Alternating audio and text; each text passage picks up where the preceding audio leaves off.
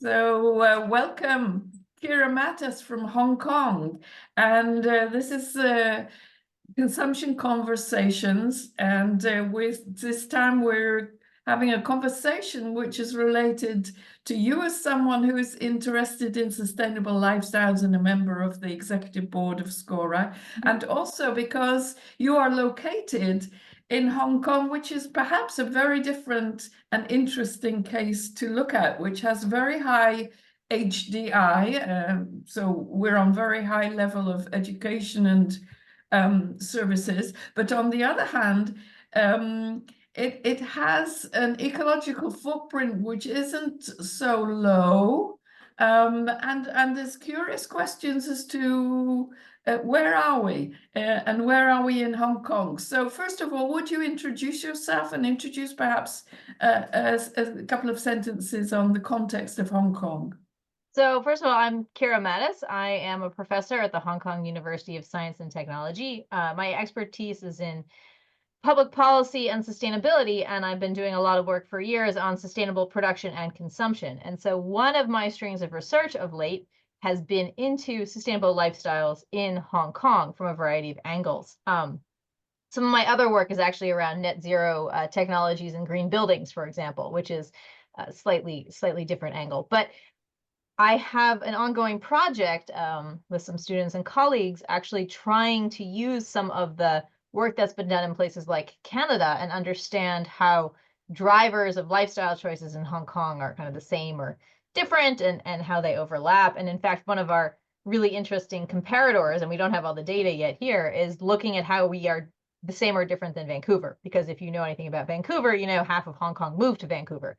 So it's the closest cultural context we get in North America, which kind of tells us a lot about Hong Kong too. So where is, I mean, physically, of course, Hong Kong is in the Guangdong provincial area, although we are a special autonomous region.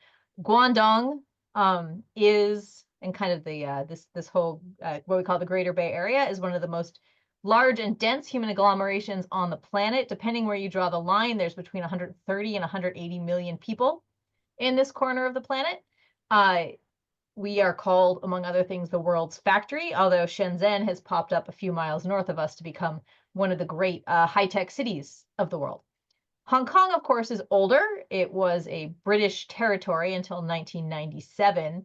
And so it finds itself and is itself kind of in an interesting cultural mix. And we often talk about ourselves as where East meets West, both academically and tourist-wise. It's a bilingual city. People speak Cantonese and English, and increasingly Putonghua Mandarin. So a lot of people are actually trilingual, but it very much has this strong intersection of being in and of China and very Chinese, but also extremely influenced by decades or even centuries of this strong British colonial and European presence. We're much larger than our cousin next door, Macau, which only has 600,000 people. We're about 7.5 million people. We've been going up and down post-COVID. And so we're big, but we're not massive. By Chinese standards, it's a tiny town. By the rest of the world, it's, we're talking London. But we are also tiny geographically constrained. We don't have suburbs. We have a hard international border with Guangdong to the north. So there's no hinterland in Hong Kong. There's only Hong Kong. We do have some less densely populated areas. So One of the things, sustainable development, is sustainable lifestyle at all relevant to the conversation and I don't, when you labor say situation? sustainable lifestyles to Hong Kongers outside of the biz, they look at you like you've got 5 heads.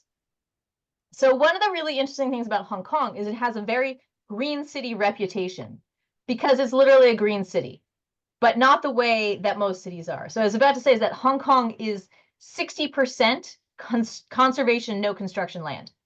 It's very hilly, and the city made a decision many decades ago to keep most of that land undeveloped, which means we have a severe shortage of housing. We have some of the densest neighborhoods on the planet. So the parts that are dense are very, very dense, and the parts that are not are beautifully green and lush. So I practically live in a jungle myself. So Hong Kong is very green, but I would say that sustainability ethos is not generally part of, there's a subculture, but there's not an overall culture. It is not Hong Kong is a city, a go-go money city. So how Which do is people live in a typical Hong Kong high density city life they live in very Wing? tight quarters. The per person footprint in housing in Hong Kong is tiny. It's actually, one would argue, too small. We have a lot of mental health problems that partially result from people just being literally crammed into itty bitty little spaces. 40% of Hong Kongers live in high-rise, dense urban public housing towers. So we're the second largest public housing per capita next to Singapore. Almost everyone else also lives in high density high rises. There's a smattering of neighborhoods on the edges that have village houses, but almost everyone lives cheek to jowl. So Hong Kongers have some of the highest walking per day. Hong Kong has something like a 96% rate of public transport for commuter, give or take, depending, but well over 90%. Car ownership is at about 7%. So even if you do have a car, you can't park it anywhere. So why does it have a footprint, ecological footprint, which, although it's half of Singapore, I mean, Singapore is Because incredibly so high, our but why? footprint is high. It's less than half of Singapore because of a combination of dense urban housing, huge amount of public transport. And again, that has nothing to do with sustainability and everything to do with cost and it being an excellent system. So we have low on that. We get a lot of nuclear and hydro. Most of our power comes from Guangdong, and we have a fairly green, although we do have a fair bit of coal left, fairly green power, fairly low use of fossil fuels because our industry is gone. So we're lower than Singapore because we sent all of our mess, we didn't send all of our mess, but all the industry, for the most part, moved to Guangdong province in the 90s. So all the old textile factories and toy factories, etc., are accounted, owned by Hong Kongers, but accounted for in Guangdong in terms of their carbon footprint. So we have very low carbon footprint in Hong Kong, but we have to import all of our food, and a lot of it comes from abroad. Okay, a lot of it comes from Guangdong, but a huge amount gets flown in from Australia or shipped in from Australia, from Europe, from North America, from Mexico. What are the typical lifestyles in terms of food and other We consumption are the categories? biggest meat eaters on the planet. Really? Hong Kong has the highest per capita meat consumption in the world. Wow. Hong Kongers eat an ungodly amount of pork. I probably shouldn't say it like that. Hong Kongers eat an insane amount of meat, one could argue. So I have a student who just finished his dissertation on this, and Hong Kong's attitudes towards meat. And Hong Kongers they have this combination of China-style cuisine, Cantonese-style cuisine, which has a lot of kind of smaller portions of sliced meat on everything. But here's our kind of Western heritage as well. The thing to do for an occasion is to get a big steak with your friends. Right. So Hong Kongers want it both ways. They want a big barbecue and they want meat all over the place. So if you talk to Hong Kongers about, I have this data that I've collected on which of the following sustainability behaviors are you interested in? Have you tried? Recycling, fairly high. Taking their own shopping bags and water bottles, fairly high. You ask them if they're willing to give up meat. Nope. What about other purchasing, fashion? Well, so the other thing, Valerie, is Hong Kong is very hot. So besides for the AC, the way the city is designed is it's designed on a series of apartment towers on podium. It's the podium apartment thing. The podiums are all shopping malls. When it's hot out or rainy out, which is 8 months a year in Hong Kong, we go shopping. So even though no one has any space to keep anything, Hong Kongers have a huge retail footprint. So we joke that in Hong Kong, shopping is the national pastime. Okay, so what do you think could be or are potential directions or drivers towards more sustainable lifestyle inside the home? I think a lot of it is actually going to come down to some amount of technology change. In other words, we are not going to change the fact that it is 32 and 100% humidity for 7 months of the year. So a lot of work is going into technology to improve the efficiency of air conditioning, for example. It's a huge part of Hong Kong's footprint. 60% of our footprint for carbon is building emissions. Most building emissions are AC. So a lot of work going into coatings for windows, different sorts of AC for different sorts of buildings, including commercial and retail, to try to lower that footprint, right?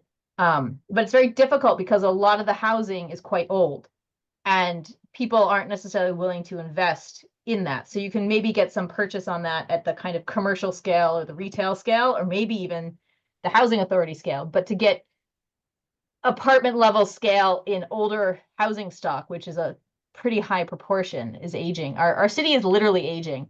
And so this is a big policy question the government has, right, which is how we can deal with that. So a lot of it's driven by AC. Okay, is there any impact in the way of life of the cultural and religious context of Hong Kong, that is of Buddhism or other dominant religion? There's not real. I mean, you have a combination of Chinese traditions and more Christianity than you see on the mainland, but there's no kind of dominant ethos here. The ethos in Hong Kong is very work hard, make money, succeed, support your family. Like it's a very, in a way, I don't think it's fair to Hong Kongers to call them just materialistic, but it's very material needs driven. Hong Kong is very hard to live in. It's gotten very expensive. Young people feel very put upon in terms of their capacity to eventually be able to afford homes. Social housing wait lists are like 6 years long or longer. Other homes are out of reach. So given the local, because we're relatively high income, but not as high as you would think if you look at the distributions. So the median income is about, household is maybe 3,000 to 4,000 euros per month for a household, which in a high cost of living city like Hong Kong might not get you as far as you'd like. Probably actually less, maybe less than that. Anyway, it's 30,000 Hong Kong a month. So it's very challenging for Hong Kong families to get ahead. And so the ethos is much more about success, doing well in school, investing in your children, and hoping they're going to take care of you, and that someone is going to be able to kind of make it in the system. And that I find to be kind of much more driven. So if you find ways that sustainability hooks into people's real concerns about their lifestyle and livelihoods, that is probably the hook. Again, there is a non-trivial community of really interesting green business, social stuff. We've got some cool organic farming, but we don't have enough green space to locally produce more than maybe 5 to 10% of our vegetables, right? So there are these neat initiatives, but mainstreaming it is challenging. Some countries have linked it strongly to health. Has that any relevance? I don't see that playing, or so far we haven't really seen that playing here. So again, Hong Kongers are like, I call them like medium health concern. You don't have, like, they are concerned with healthy living and healthy eating. And in fact, but they're much more concerned about safety. So in Hong Kong, they're concerned about safety. So people buy organic because they think it's safer, but that worrying about safety also means that populations that can afford it tend to buy the foreign produced fruits and vegetables because they think they're safer than mainland produced vegetables. Right. So it's a double-edged sword. So the safety might drive people towards particular types of produce, but they're often the ones that actually have to travel farther. Mm-hmm. So it's not clear cut in Hong Kong, right? So buy local here, people are very uncomfortable with. Yeah. What happened, or has there been any significant impact on lifestyles of the change from being independent to being now part of the Chinese? Hong Kong was never independent. So before 1997, all policy in Hong Kong was run from Westminster. So there's a lot of weird stuff in Hong Kong that's actually probably directly the result of the British just not being so invested. They were invested, but in a very particular way. So, I mean, I wasn't here before 1997, so I can't really speak to that particular element. But Hong Kong is trying. There is a lot of effort around different kinds of green policies, but a lot of it has to do with very specific goals. And I would say it's usually not sustainability language, right? It's like we say we want a sustainable city, but a lot of the huge policy pushes around things like air pollution or waste reduction, because we have a landfill incinerator problem. So we filled up our landfills again. So they're trying to work on that.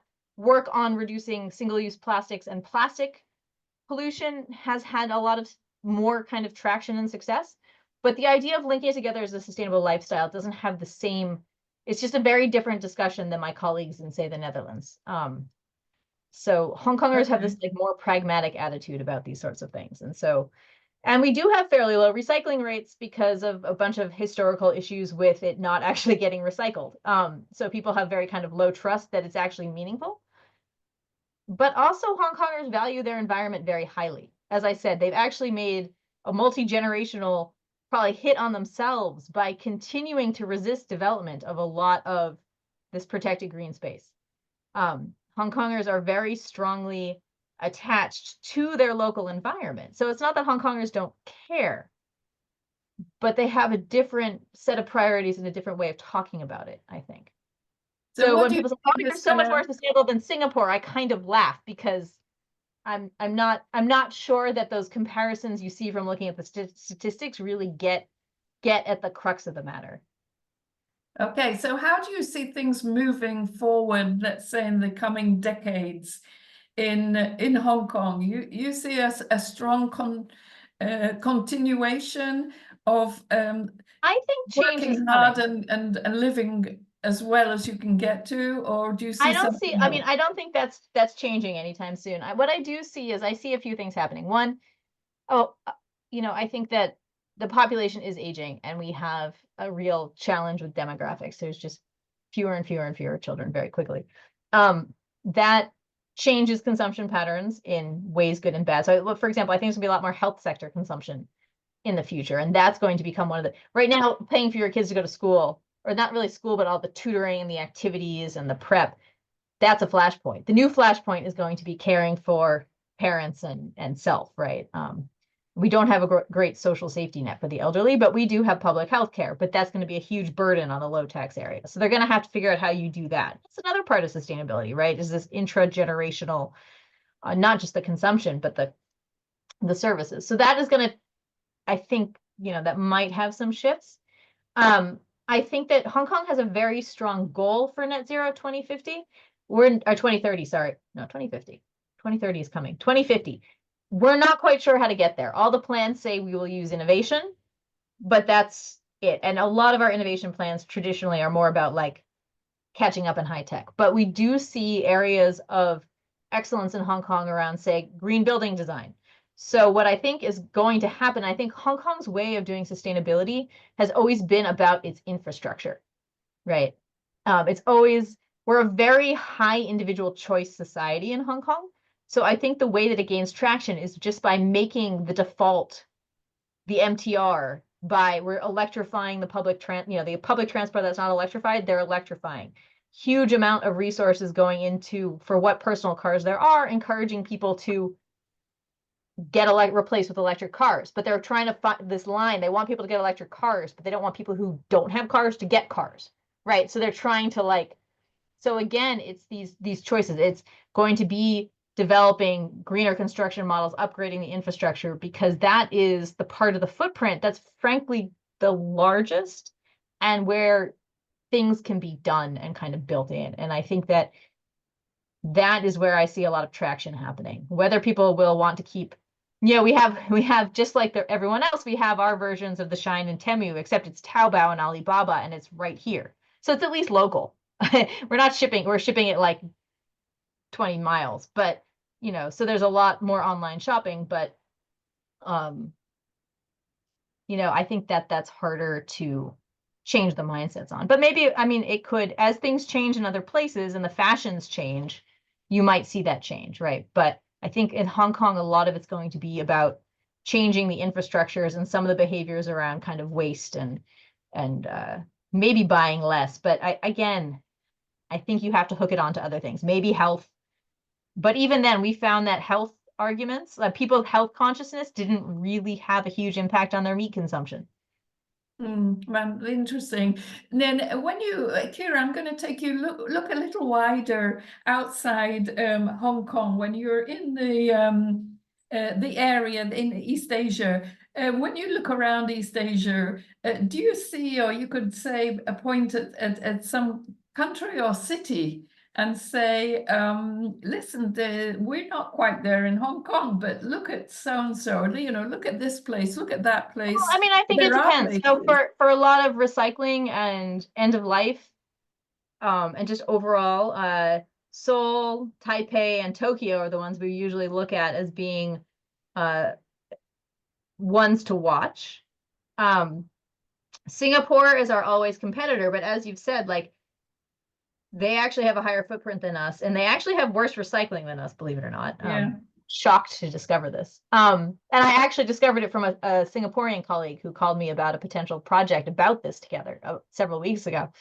So we often compare ourselves to Singapore, but we kind of asked questions about how were places like Seoul or Taipei that are similarly dense with similar demographics and similar, HDIs and incomes able to do it. But again, you have kind of different kinds, but also just different styles of government. I'm a policy person, and I think that the way that certain things are managed and developed and just kind of where our environmental protection and waste thinking is just very different. And it hasn't been clear how to translate that.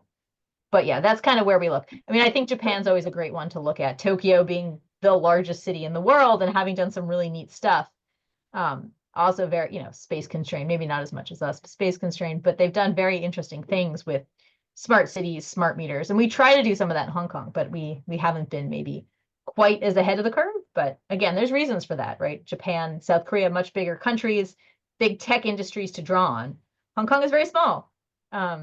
So when you look at a policy issue, and bearing in mind, as you're describing, East Asian examples around the world, what are the policy issues or directions or ideas that you would like to see discussed more in the SCORAI context?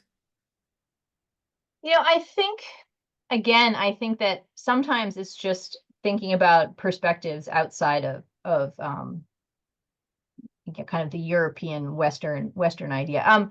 For example, we've had these conversations about impacts of COVID and housing, and I forget that you could say, oh, look at Hong Kong, you guys have such great stats on energy and people living in apartments, and the per capita on housing is so low. And my flip to that is always, yes, but we're too small. We're too space cramped. We're too dense. It's bad for people's mental health.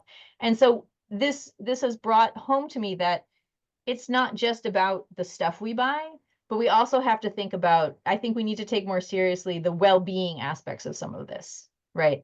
What drives it, and where maybe do we have to be careful that, again, we understand kind of where the trade-offs may be, right? Like there's good dense, and then there's so dense that you kind of like people. A lot of my friends who live in these big neighborhoods, in these high rises, say they don't know any of their neighbors. There's not a good sense of community there, right? So where are those trade-offs, right? Like I grew up in the kind of rural exurbia where there's kind of a vague sense of community, but you don't see your neighbors much, or complete anonymity. And somewhere in the middle, right, there are lessons to be learned about how you can do this. But again, I think Hong Kong is a great example of how infrastructure choices made decades ago have huge, sometimes in our case, beneficial impacts, right? But also have created situations that are very challenging to change in terms of, like, as I said, like improving the carbon footprints of our buildings, which are a huge problem, right? Because it's just the models of ownership and the age of the buildings just makes it very challenging. So I think that these perspectives are useful to bring into discussions, because we often talk a lot about, oh, well, people can go to the suburbs. Well, what if they can't go to the suburbs, right? What does that mean? No, I want to pick up one with you, which has come out from these consumption conversations with people from different parts of the world. And a very interesting previous one is with Kavita from Brazil, and her emphasis was actually on community. And that was a strong element in the lifestyle of Brazil and the importance of getting together, being with family, spending festival time. Well, family time is a big deal in Hong Kong, especially at the holidays, Chinese New Year, other holidays like Mid-Autumn. Many people, their families are here or they're right across, they're around Guangdong. So family is a big deal. Multi-generation households are not uncommon, or if they're not actually living together, grandparents caring for children, their grandchildren, not uncommon. We have a lot of families who've moved here from hundreds of thousands of people have moved here from the mainland. I mean, always, that's always the thing. And so grandparents coming over from the mainland to take care of grandchildren and live in that family house, very common. So you go to events. So you do see multi-generational living. People don't move out of their parents' house till they're older because they can't afford to. People don't go away to college university because they stay here. So you do see community, but you don't see it at that kind of like, you also have this disconnect at the same time, sometimes at the community level, but it depends where you go. I have friends who live in the villages on the seaside, and the villages are often quite hopping community-wise. But again, they're lower density, right? So everyone kind of knows their neighbors. So again, there's kind of this push-pull. I think Hong Kong is safe. One of the things I like about Hong Kong is Hong Kong prides itself on being safe. So I have never been anywhere safer in my life than walking around Hong Kong at any time. It is also notorious for being very honest. So here's a story for you. And it's just to get a sense of how Hong Kongers are. My 6-year-old left his violin in the MTR station yesterday. We called in the lost property. I filed a report and they had called me within an hour and we picked it up this morning because someone saw some little kid's violin and said, oh, someone's in trouble, and handed it off, and it went right into lost property and came back to us. And that is like my friend. I was having a heart attack. My friend's like, "Oh, it's Hong Kong. The chances are not 100%, but they're pretty high that someone's just going to turn that violin in." Right? And I think so. Hong Kong has this feeling of, it's a very odd mix of being very safe and very much about like, yeah, kids take the subway everywhere from a very young age. People consider it okay for the kids to be out and about that way, but also very protective and also a little bit private. So it's I think what happens when people live on top of each other. That's a great story, a great place.